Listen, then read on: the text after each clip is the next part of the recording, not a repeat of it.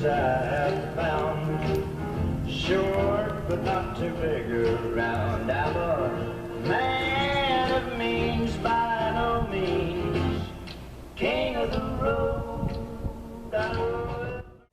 Hi, I'm Gervais.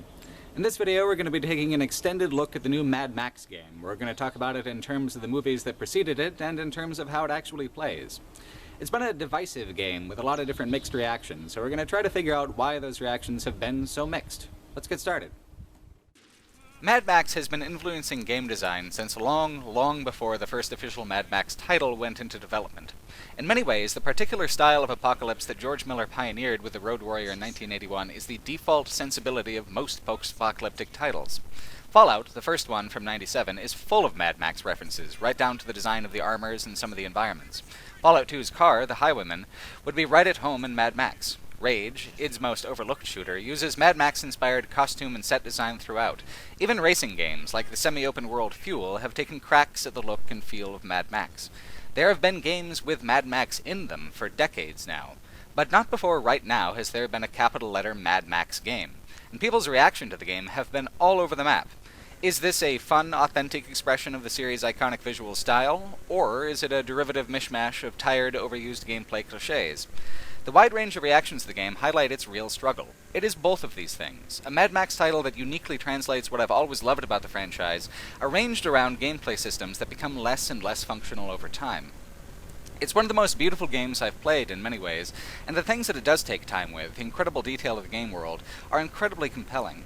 But you have to know what to expect with Mad Max the game versus the movies. It shares values and lore with the movies in terms of the visual and thematic composition as well as plot tidbits and characters, but it's very choosy about what it wants and what it doesn't. I think it's actually quite clever in what it chooses to focus on, but if you're expecting it to be in the vein of Fury Road specifically, you're going to be kind of disappointed. There's a lot here from Fury Road, sure, factions, car designs, characters, but everything that made the movie such a good movie is absent, and absent by structural difference even before artistic choice. Fury Road, to me, is one of the best action movies of recent years on the strength and fluidity of its editing, firstly. Each frame is important, used for maximum effect. It's a movie of constant action, and its few moments of quiet are used for fantastic, understated character and world development. As an open-world game, the kind of momentum the movie had would be impossible, structurally impossible, to maintain. Same as if it had been a completely different kind of game, a linear action story. Would a 6-hour game be able to achieve the same incredible economy of action and visual exposition as Fury Road? I doubt it. Rounded up, every piece of Mad Max media that came before the game totals less than 8 hours. Mad Max the game, as I played it, took me 60 hours. This game has no real interest in Fury Road, besides its lore and iconography. Mad Max the game simulates a very specific portion of the Mad Max franchise, but it simulates that portion to absolute perfection. It simulates the first 45 minutes of The Road Warrior. All the things you actually spend time in the game doing, you'll see Max doing in The Road Warrior's first half. Getting into chases with hostile road parties, all of which pose a real threat to Max, scavenging gasoline and scrap from the crashed vehicles, investigating oddities on the side of the road, observing camps from a distance, trying to find a way in, waiting on the fringes until the right moment to turn things to his advantage. Mad Max the game is principally about what it is that Max does in the time between movies, the kind of free-form and aimless wandering and scavenging that occupied his time between his revenge against Toe Cutter's gang in the early Apocalypse first movie and the opening of the decidedly post-apocalyptic second film. One of the Road Warrior's most important conversations between Max and Papagallo when Max refuses to drive the tanker sets the whole conflict up really succinctly. Gallo asks, "What are you looking for? Come on, Max, everybody's looking for something. You're happy out there, are you? Wondering? One day blurring into another? You're a scavenger, Max. You're a maggot. Did you know that? You're living off the corpse of the old world." Gallo can't figure out why Max would place a higher value on the endless, hopeless scramble for the last drops of gasoline in an uncaring wasteland than on the concerns of real people. Neither can a lot of game critics, it seems. In the week since Mad Max was released, there's been a big to-do made about the gulf between positive player reactions and negative critical ones, with the principal beef revolving around the idea that critics didn't give the game a fair shake. I think that's a really bad framing of what's going on. What's going on is the same thing as that conversation between Gallo and Max. Mad Max, the game, is all about the open world, the sound of your engine and the crunch of the sand and all the blood and the fire and the endless sky. All the design effort went into what people are looking at as secondary tasks. The camps, the convoys, the hidden crevices that comprise the map's marked activities, which unwind like a spiraling ultraviolent checklist as you build the car. There is a plot, but there's not very much of it, and it's much too self-serious. If you think that a Mad Max game should focus on plot, should focus on how Max interacts with the people of the wasteland, you're seeing it from Gallo's perspective, and the game is going to come up short. All the power of that V8, what does Max do? He wastes it on nothing in a wasted land. If you think a Mad Max game should be more like a hypnotic, endless conveyor belt of broken bones and car parts, you're seeing it more from Max's side of that conversation, and will have a much better experience with Mad Max the game. The game could have gone either way, freeform open world or linear action, and had equally strong structures. But Avalanche, the developer, chose to focus on the open world, chose to make this a Road Warrior game and not a Fury Road game. That doesn't mean the critics who disliked the game are wrong in any way. They are completely right to say that this is a 40-plus hour experience almost exclusively about looking for car parts in the forsaken desert. It's just that not all critics and players will see that it's a negative necessarily, especially when it comes to an official Mad Max title. It's not like consistency has ever been the Mad Max franchise's defining quality anyway, and nowhere do you see the highs and lows of Mad Max storytelling more than with Beyond Thunderdome, the third film from 1985. For pretty much 20 years before Fury Road, Thunderdome was the last piece of Max Media, and it was just not very good at all. Now, the first half hour of the movie is iconic. Bartertown, Auntie's job interview, Thunderdome itself, the break-a-deal, get-the-wheel trial, all of it's fantastic, classic Max. And then the movie inexplicably veers into a post-apocalyptic take on Peter Pan and never really recovers from it. Seriously, the opening lines of Fury Road might be, "My name is Max, my world is fire and blood." But the closing lines of Beyond Thunderdome might as well be, "My name is Max, and those little tucks were a right handful." And that was the last of Max for almost 2 decades. So Fury Road comes out, and it's a knockout, and people expect the game to be a knockout in the vein of Fury Road. It isn't. It is as surreal and inconsistent and intermittently obnoxious as Beyond Thunderdome, but by the same coin, equally as likable for the things that it does well. Its inconsistencies have a familiar, nostalgic feel to them. Fury Road is a lean, modern Max, well-edited, well-considered, whereas the game is just as bold and brash and questionable and lovable as Tina Turner's chainmail earmuffs in the '85 movie. This Max is more of that Max, 80s action Max, and is the stronger for it as a video game protagonist anchoring a 60-hour gameplay-centric experience. A lot of that strength, the majority of it, unhappily, is in the setup and early execution of the game and its systems. The game seems to take place after Fury Road. Immortan Joe and the Citadel are never mentioned, but his son, the ridiculously named Scabrous Scrotus, is alive and ruling Gastown. Max appears to kill him, and he appears to dismantle Max's interceptor at the beginning of the game, an even trade of disempowerment, particularly seeing as both of them get better by the end of the game. The setup is classic Mad Max. Everything is taken from you. Your car, your plan, your mind, and you have to try to bounce back. Max is trying to cross the Plains of Silence, which is not a real place, but a mythical place in Max's imagination, where he will be free from pain and from people. But he sees things in practical terms, even delusionally. He needs a car, and a nearby mutant mechanic just happens to have a pretty good one lying around. Also, like the Road Warrior, Mad Max the game gives Max a quirky, talkative sidekick. In the movie, it was Bruce Spence, the gyro captain. Here it's Chumbucket the mechanic, or Blackfinger as they have it out in the wasteland. Chumbucket has a deep spiritual practice revolving around engine maintenance. He believes Max is a saint of the Holy Angel Combustion, sent from the heavens to help Chumbucket build his Magnum Opus. Car, of course. If you're not familiar, Magnum Opus means great work, and it's used to describe a creative work of true genius that defines the artist's career. Building the Magnum Opus is Chumbucket's great technical and spiritual destiny. It's a wonderfully 70s way of looking at it. The first Mad Max movie came close on the heels of the 1974 bestseller Zen and the Art of Motorcycle Maintenance, a book which uses small engine repair and the different bearings with which people approach repair as a means of exploring what grander philosophies look like on a practical level. It talks about how tuning an engine is about tuning the spirit as much as the piston. Engine diagnostics are about seeking an inner peace of mind, it argues. Keeping a machine running is devotional and meditative. I've experienced the feeling myself. Something about working on your own vehicle connects you to it in a meaningful way. Keeping old cars on the road is something of an act of will. Chumbucket's religious devotion to automotive mechanics makes a lot of sense, and to someone who does amateur repair, seeing him build his Magnum Opus is deeply cathartic. There are some circumstances where Chumbucket overstays his welcome, where his voice work is more obnoxious than entertaining, but not as many as I was worried about. Chum's a surprisingly believable character, and I really related to him on a number of levels. The Magnum Opus doesn't have a body on it when it's introduced. It's just a naked platform with a tiny engine, a blank canvas starting from absolute zero. That's why it's such a good hook for an open-world game. The car has such potential, and the path to fulfilling it is as quietly compelling as it is long. The game is ultimately more about this car than it is about Max himself. Your first order of business is to put a body on the frame, and you get a few to choose from. I liked most of them, although I felt like Shovelface, a Mustang-based look, is pretty boring, and that the furnish was a little cartoonish. Otherwise, they're great. You have a classic big-body Rolls-Royce, Max's iconic Ford Falcon, a 1930s coupe, and my favorite, a GTO body called the Ripper, which was a pre-order bonus. I wish you had a few more to choose from. A Lincoln Mark or a Cadillac coupe would have fit in particularly well. But with all the different upgrade components and the fact that you can find all the other car bodies out in the wasteland, the Opus is a car that never gets old. Which is good. You spend damn near the whole game in it. The Magnum Opus is your tool, weapon, transportation, and companion. It has 18 different upgrade categories, from suspension, exhaust, engine, and other stats that affect driving, to armors and weapons, to decorative elements like paint and decals. The grand majority of them are purchased with scrap, the game's single universal currency, used for upgrades to both the Opus and for Max himself.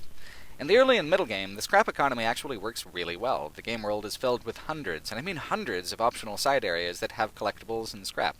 Scrap always comes in the same bundle, an amount between 1 and 20. The Volition skill adds a few more bonus scrap on top when scrap is collected. Later on, rarely, you'll find scrap pallets worth 50 to 100. And you can also find or steal a vehicle called the Scrapulence, a light truck overloaded with scrap. Those fellas are worth a full 500 when you bring them to a stronghold, one of the game's quest hubs. There's also 2 ways to generate a scrap income. Every time you clear a camp, a crew from the nearest stronghold comes in and starts dismantling it, periodically providing 20 scrap per camp, no matter how small or large the camp you just took over is. Your maximum income from that, if you've taken over every camp in the game, is 740. Then there's the scrap crew. When the game is off, each stronghold scrap crew will generate up to 500 scrap, which you receive when you start the game up the next day. You could also count another project, the cleanup crew, which automatically harvests scrap from destroyed vehicles in that kind of income category. This seems like an awful lot of ways to get scrap. And it is, but it's a player economy that completely fails to scale along with the player. Upgrades are locked behind certain progress conditions, almost all of which are tied to wasteland activities and not to plot quests. Mostly, to unlock the upgrade tree, you have to reduce threat levels by completing your choice of activities, unless you want to reduce the threat level to absolute 0, which requires doing all of the activities. In the early game, it's a lot of fun. Progress is rewarded however the player chooses to progress, wherever they feel like going, whatever camps they feel like ransacking, whatever sniper towers they happen to be nearby and pull down. Early on, upgrades cost between 75 to 500 scrap for the most part, which is an easily achievable number if you're looting the optional locations on a regular basis. The first 2/3 of the Opus upgrade tree is a blast. To see the car go from unarmored rust bucket to a snarling death chariot in a matter of about 20 hours or so is fast, fun, fulfilling progression. And then you hit a major wall with it. To fully upgrade Max in the Magnum Opus takes around 45,000 scrap. 45,000. Now, most games have economies that scale with the player, defeat more powerful enemies, infiltrate better defended locations, receive more money with which you buy the more expensive later game goods. Scrap, and the units they come in the wasteland, don't scale. At hour 55, you are still collecting between 1 and 20 units of scrap plus your Volition bonus, just like you did in hour 5 of the game. You can go into a camp in an endgame zone, spend 15 minutes defeating the game's toughest enemies, and walk out with 50 scrap total, out of the 1,400 to 4,100 scrap you need for a single endgame upgrade. For upgrades that you can only unlock, actually, by doing literally every activity over 1/3 of the map area, even the activities that you find tedious as a player. The sense of true choice and freedom that makes the beginning and middle of the game so fun is absent in the latter third. Completionism becomes mandatory, first to unlock the upgrades, then to pay for them. I've already talked about how these side tasks aren't really side tasks, they're the primary focus of the game. Max, scavenging, and the emptiness for scraps of food, scraps of metal, and scraps of his sanity is what the game is all about, what it accomplishes so brilliantly. You're experiencing Max's day-to-day life as a maggot on the corpse of the old world, as Gallo would have it. The early stages unlock rewards at a rate where you can choose whatever tasks sound appealing to you. when you're forced by the upgrade system to go back and systematically clear a checklist of identical activities off in literally every region of the map, you don't feel like Max, you feel like a temp at Max Corp. The worst offender by far is the minefield task, where you have to drive Chumbucket's buggy, the very first vehicle you drive in the entire game, all over the map, and clear 10 minefields per stronghold, with 3 hidden mines apiece. You have to follow the directions of a dog in the back of the buggy while you uncover each individual mine, get out, disarm the mine, get back in, and then do 2 more mines. To unlock all the upgrades, you have to find a mine, get out of the buggy, defuse it, and get back into the buggy 90 times total. It takes literal hours of your life. It's absolutely, positively infuriating. The thing about optional tasks is that they actually have to be optional in order to not overstay their welcome. A lot of people have been comparing this game to Far Cry titles, but I think its closest open-world relation is Red Faction Guerrilla. Mad Max is to cars what Guerrilla is to architecture, and each have a scrap-based economy and a control-based map. The thing to remember about Guerrilla was that you could reduce the control of a region to 0 without having to do literally everything. All you had to do was the majority of things. It made the tasks feel truly optional, and if there was a particular activity that you disliked, ignoring it was totally feasible while still fulfilling your gameplay and upgrade objectives. It was more casual, and more fun because of it. You cannot fully realize the Magnum Opus without spending a lot of time on what is genuinely, truly busy work. It is non-consensual completionism, and I ain't down with that. The frustrating thing about it is that you can tell they almost went in a different direction for unlocking in the player economy, a direction that would have suited the game much better. There are 3 upgrade components that don't involve scrap at all. You find them out in the wasteland and then they're just added to the upgrade list. The first is car bodies. When you first choose your Opus body in the Buzzard Graveyard, that's it for a while. But as you go out and you explore the map, you come across remote camps where the wastelanders have been tinkering with a usable body, which you can then mark with a flare and add to your collection, and then switch between them freely as you get bored of a look and want to try a new one for the Opus. Similarly, paint colors are only obtainable by fighting regional bosses called Top Dogs. The dumb thing is that each fight is exactly the same, literally the same. Each boss is the same model, with the only difference being the paint color smeared across their mask. They use the same tactics at the same pace. The arenas get mixed up a bit, and later battles throw in a lot more common enemies as well, but it is a weirdly cheap kind of thing for the game to pull. The Top Dogs even have unique character biographies. Why didn't they give them unique looks? Even if they hadn't mixed up the attack sequence, making them feel more distinct visually would have mitigated the immersion-breaking laziness of how the Top Dog fights turned out as it stands. Still, tying paint colors to the Top Dog fights is a positive thing. Each color represents a victory for the player, a yardstick of accomplishment and progress that makes the Magnum Opus feel fresh all over again. Similarly for the hood ornaments, these provide very minor bonuses to pretty much all of the different statistics of the Opus, but only one stat at a time. You collect the ornaments by defeating convoys, which is by far my favorite activity in the game. Convoys consist of big fuel trucks protected by half a dozen or more escorts who all swarm and try to prevent you from getting within striking distance of the fuel truck. They're very difficult early on, but when you get the Thunderpoon, the Opus's explosive missile, the playing field evens out a lot. The Convoys combine everything that's really iconic about a Mad Max chase. High speed, long distance, with a ton of vehicles all neck and neck, with explosions, crashes, and spills on all sides. It feels the most like the movies, both the climactic tanker chase in the Road Warrior and the modern Fury Road-style chases.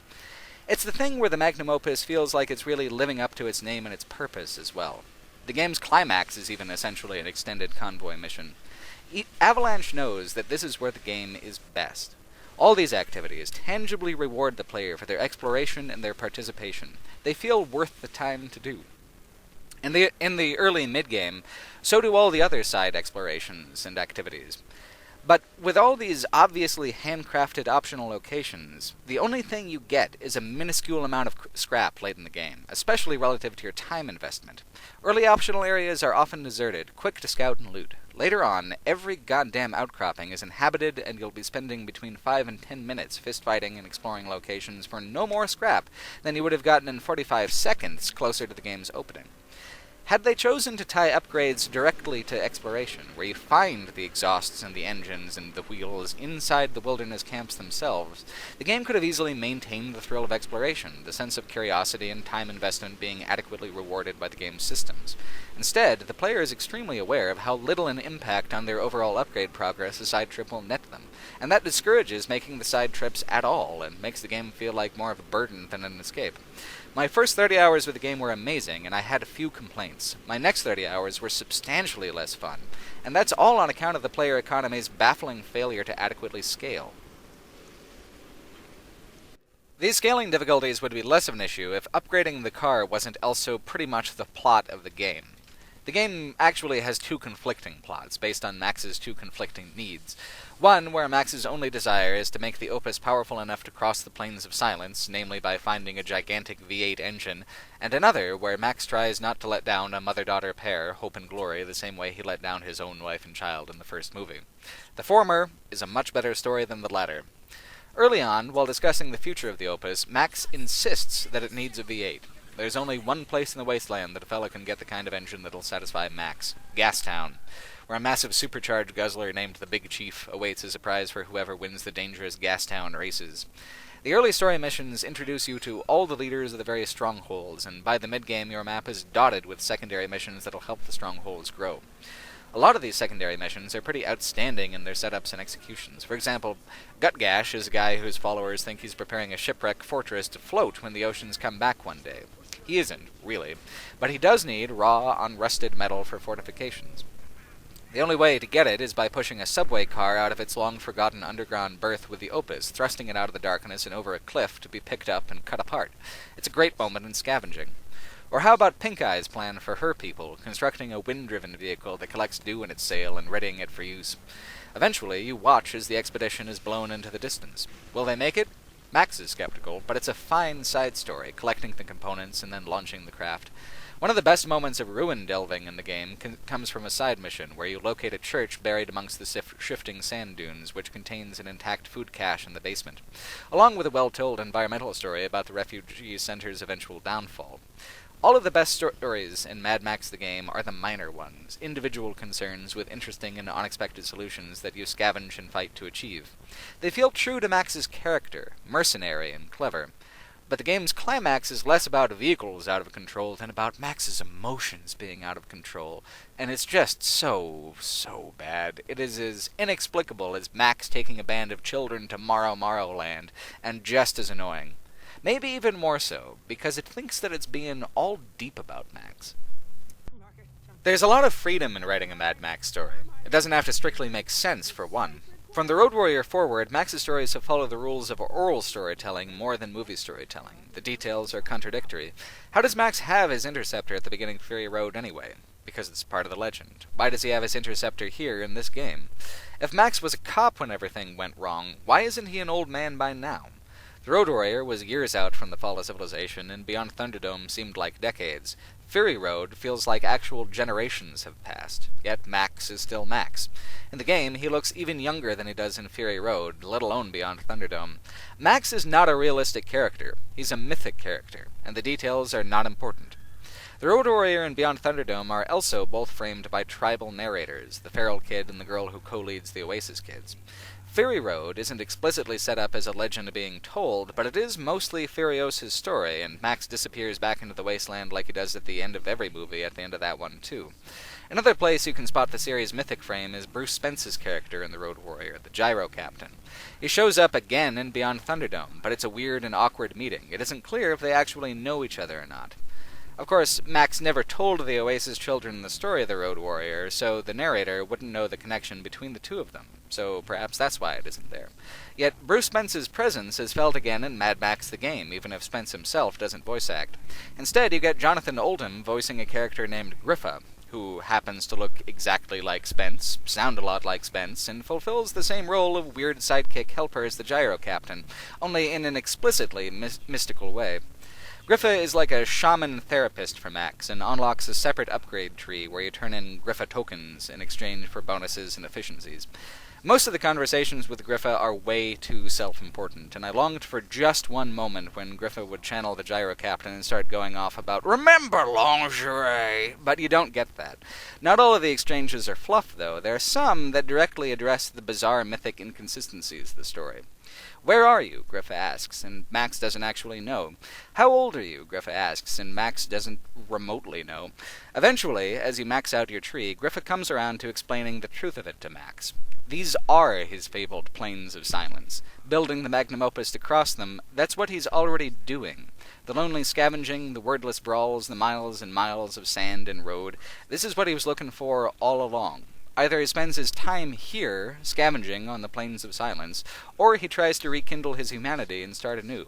Option B is the only way he will ever reach the other side of the plains of silence and escape them. Hope and glory, the game's leading ladies, are his only shot at redemption.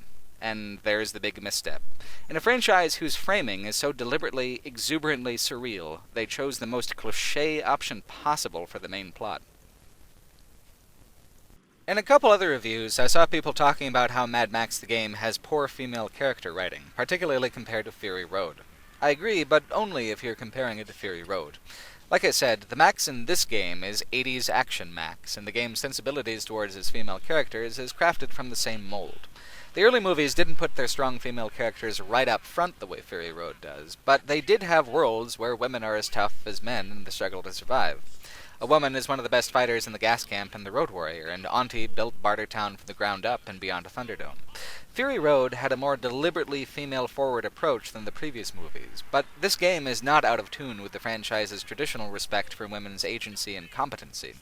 Hope does have agency in the plot. She engineers most aspects of her own escape, and even though she doesn't struggle as visibly against her given role as a prize and possession as the women of Fury Road, she does see herself as a person, deserving of more, and she works towards that.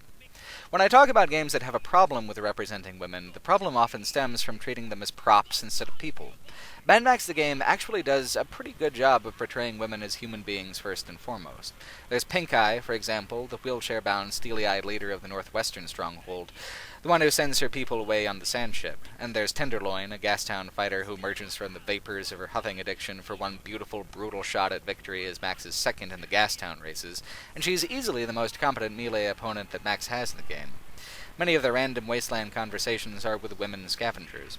The game doesn't have a problem with women in general, it just has a big problem with how Hope's character arc is completely uninspired, predictable, and vapid. Max meets Hope a few times before the Gastown races, but the races are where things actually get going with the subplot. Alongside the Big Chief V8 engine, Hope is one of the prizes for winning the races.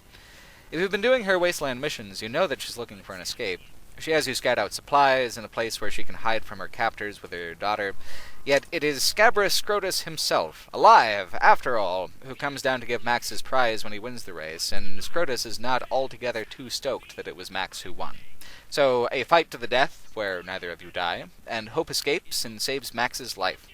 So now Max owes Hope, and Hope wants her daughter, Glory. So Max saves Glory from the buzzards, where they have her digging tunnels out of an airport long buried in the sand. That really isn't out of character. Max's kid, the feral kid, the kids in Beyond Thunderdome, Max is always saving kids, or at least trying to, whether he initially wants to or not. The thing is, Glory is just such a cynically empty character. Her only purpose is to be like, "Hey Max, wanna be my dad?" And they have like one conversation where he saves her before starting in on the "will you be my dad" stuff. But then when you rescue the girl, you lose the car. Chumbucket is run off with the Opus. Hope says, "Never mind the Opus, flee with her and Glory." Max says, "The Opus comes first." Max doesn't realize he's choosing between them and the car, but he sure is. The climax is pretty bad, but not as hackneyed as the stuff with the Hope and Glory. But before we talk about the ending, I want to put its badness in perspective. The story is maybe 4 hours out of the 60 I spent with Mad Max the game. It is deeply frustrating that the story is so paint by numbers when there's so much else in the game that is genuinely artistic. Avalanche has accomplished with Mad Max one of the most gorgeous desert environments ever put in a game. The developers paid incredibly close attention to the way that the movies are shot, to the use of bright and vivid colors in the environments against the chrome and rust of the vehicles. I've never seen skies done quite as beautifully in a game as I've seen them done in Mad Max. The interplay of clouds, shadow, and quality of light all constantly shift over the day-night cycle, and the transition periods at dawn and dusk are outrageously beautiful. Mad Max pays more attention to the quality of the environment in the middle distance and far distance than most games as well. Certain roads are obviously meant to be scenic, but the way the hills and roads curve with mountains or dunes or open dry seabeds stretching out feel incredibly authentic. I've never been to the Outback, but I've traveled a lot in the American Southwest, and the deserts that they've created in Mad Max are true to the proportions and proclivities of actual desert. The wide distances, the way things decay slowly, the way sand shifts over the road, obscuring it. If they had removed the combat completely and released this as a rural desert byway simulator 2015, I would have been equally in love with the visuals. Mad Max is much more than that, of course. The fantastic look of the cars and the heavy, punchy, dangerous feel of the car combat really cranks up the charisma of the game. It's also incredibly immersive in its quiet moments as much as its loud ones. Idling on a hilltop, surveying a camp through the lens of your sniper rifle, the sun beating down on the exposed steel of the Opus, lining up a shot with a vulnerable fuel tank. It's a perfect, singular moment of the Mad Max aesthetic. And that's essentially what this game was created to do best, to create these individual moments of maximum max magic on demand, based on where the player feels like driving and what they feel like doing. There are tiny details, like footsteps and tire tracks you leave behind in the sand and visual damage you take on after beating all at the end of the Road Warrior, that really help bring home a sense of physical presence in the game world. Scavenging for water to replenish health and to fuel the Opus's tank was also a welcome addition. I actually wish fuel consumption had been a more pronounced mechanic in the game.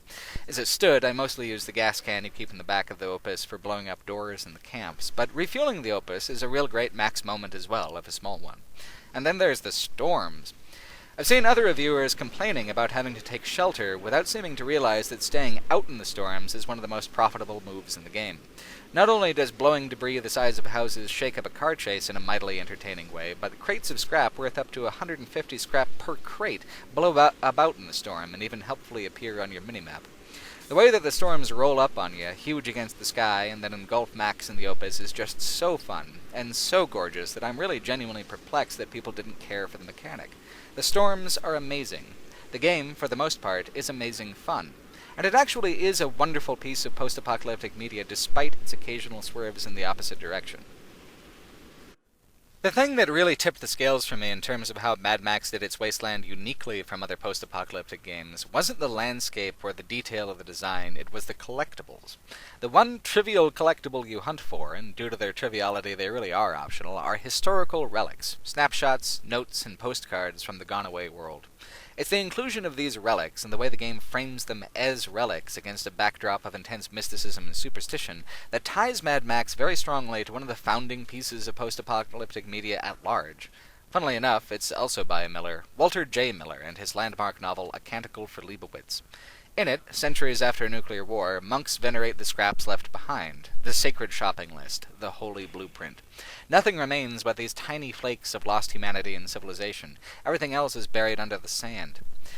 Canticle for Leibowitz was published in 1960 and was a Hugo Award winner in addition to being a cross-genre hit. Canticle was widely read outside of regular sci-fi circles and was one of the first popular imaginative works to show the kind of sandblasted new Dark Age that you see here in Mad Max the Game in 2015.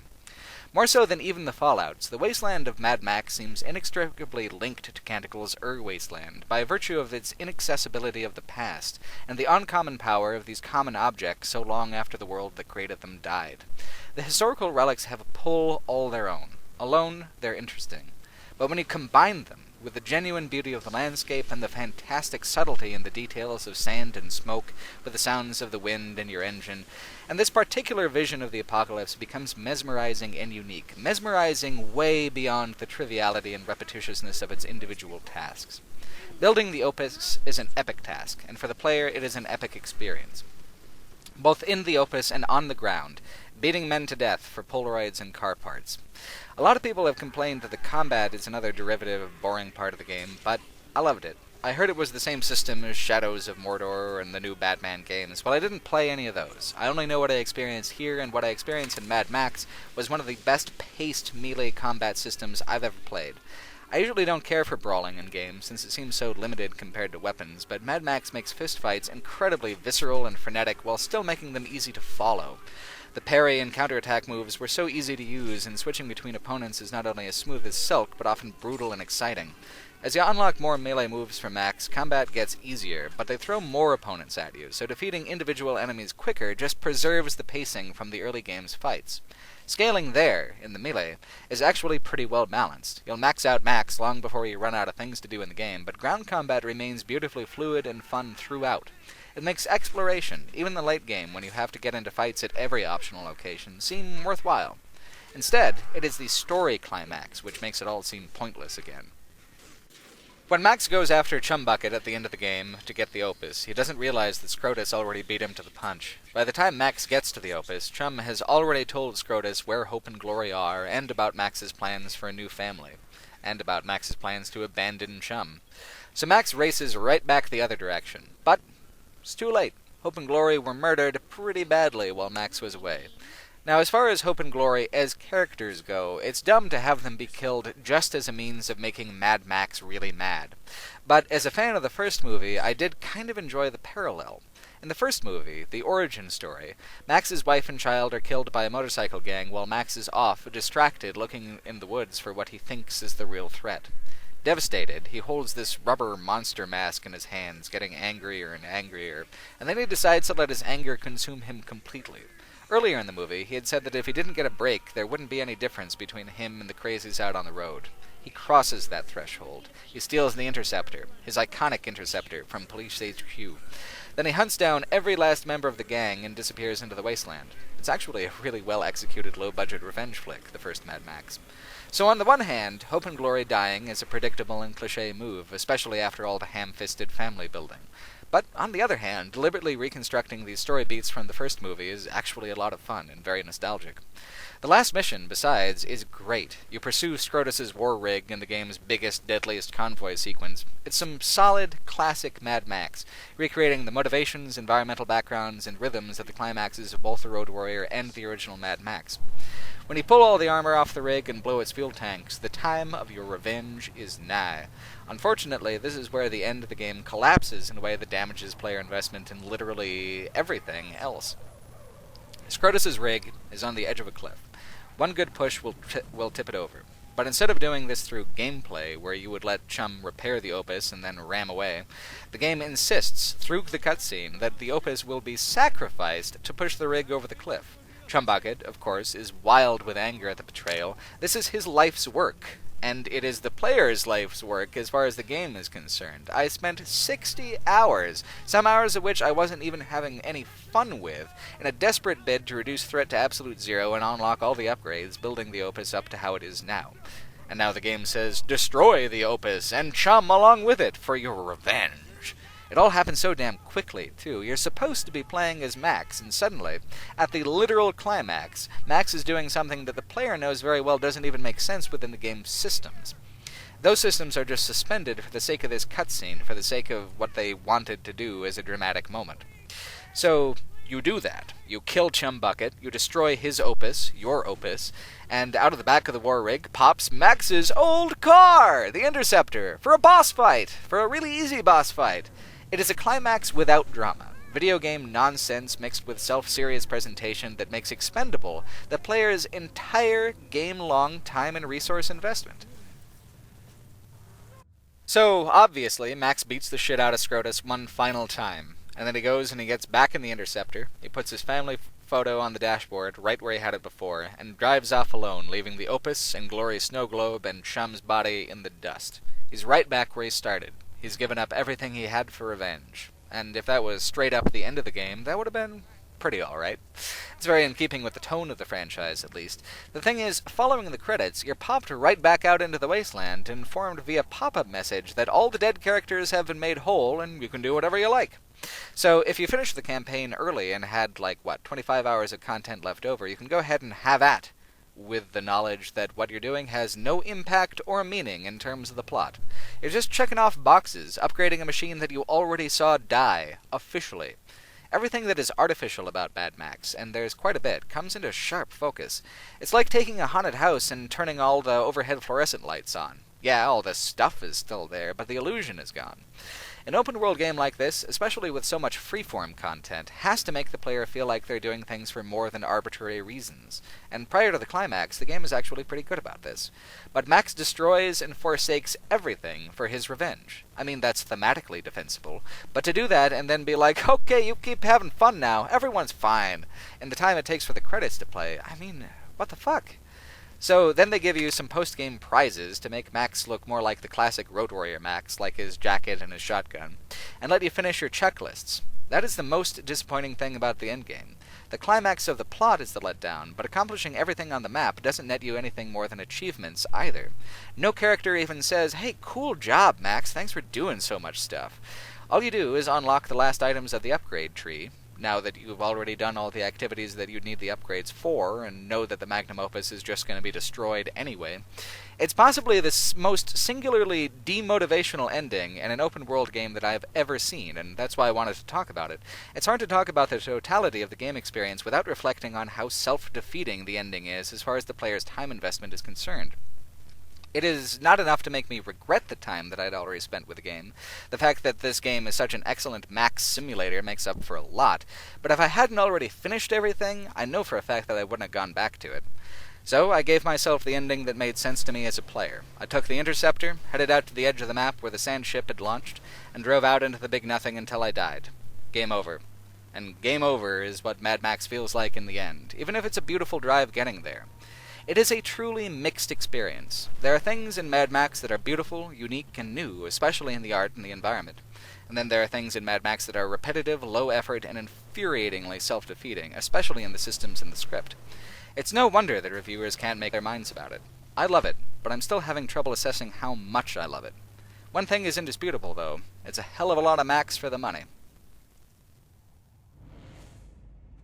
Thanks for watching. This video, and all my other videos, are currently supported by people donating through Patreon. I'd like to take a moment and thank everyone for their incredible patience and generosity this last couple of months, and mention by name some of the people who are currently donating $10 a month or more.